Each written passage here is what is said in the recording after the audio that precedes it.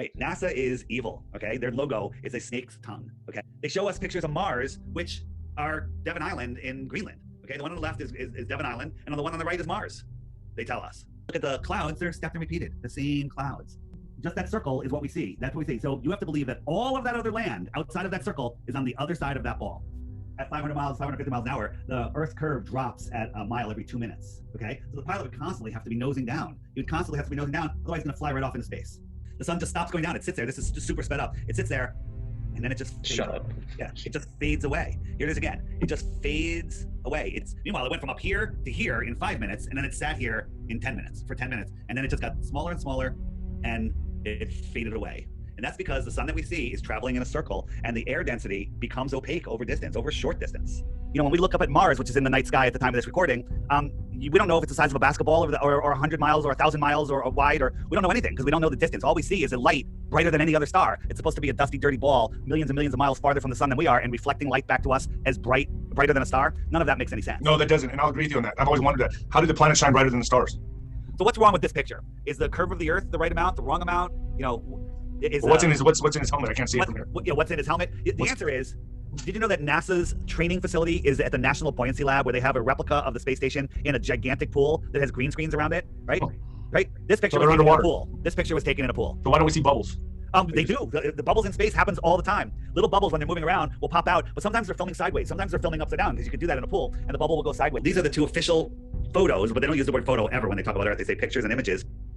This one was on everyone's iPhone. The artist that made it, and that told us how he made it in Photoshop, is Robert Simmons. And he talked about how he photoshopped the clouds in, and he made he's like, well, there's more algae here, so he had data. And he says, I'll make this green. Yeah, we lost the technology and we can't bring it back again. Yeah, Don Pettit, I think he's actually retarded. That is exactly why they need to keep this a secret, because this is their most important secret. This is why they have the fake space programs. This is why they have the Antarctic Treaty. They are sent, you can go on YouTube and look up stuff about Bigfoot or aliens. It's all over the place. But Flat Earth, they're censoring the crap out of it. You can't find the good stuff on Flat Earth because they don't want people to know. People were waking up faster than they thought they would, and they're shutting it down. This photo right here was taken by the Cassini spacecraft, I think it was Cassini, going at 60,000 miles an hour.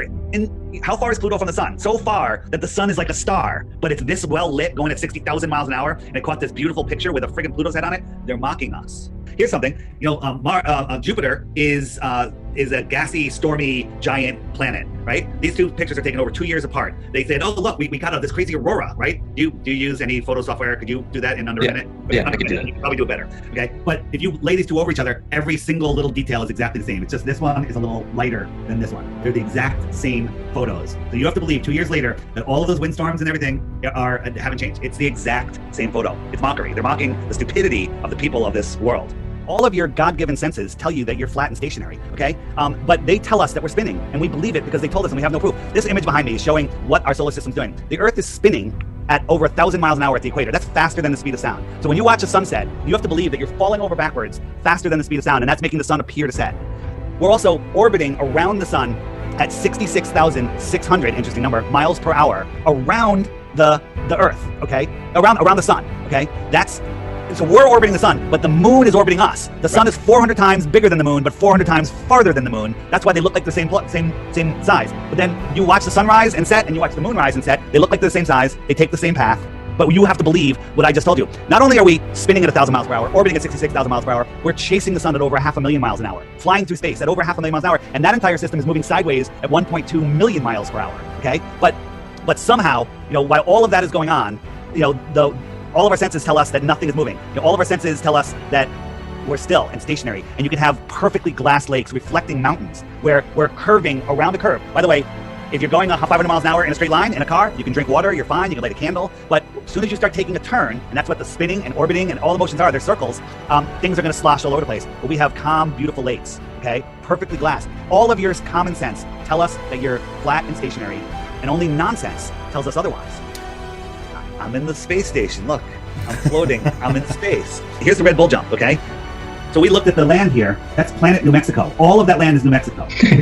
Blue Sky lands. And you think about this, they went up there for like 3.5 hours and then he jumped. The Earth is spinning at 1,000 miles an hour to the east. It's spinning to the east. So if the Earth is spinning to the east, he goes up, he's gonna land out in the ocean, right? Because it's spinning to the east, that means he's going west. He landed a couple hundred miles east of where he took off from, right? Check this out.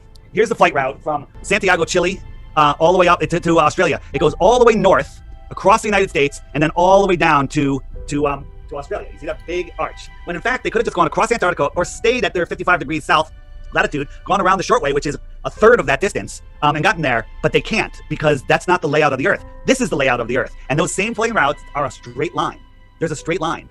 Well, that would definitely make things easier. So above us, the Earth is supposed the ball Earth is spinning at 1,000 miles per hour at the equator. Okay, so if you go into the app, there's the top button will bring you to the current winds, and if I set it for 40,000 feet, these are the winds at 40,000 feet. These white and pink areas are winds that are 200 to 300 miles per hour. That's at 40,000 feet. But think about this: they're spinning on the ball eastward.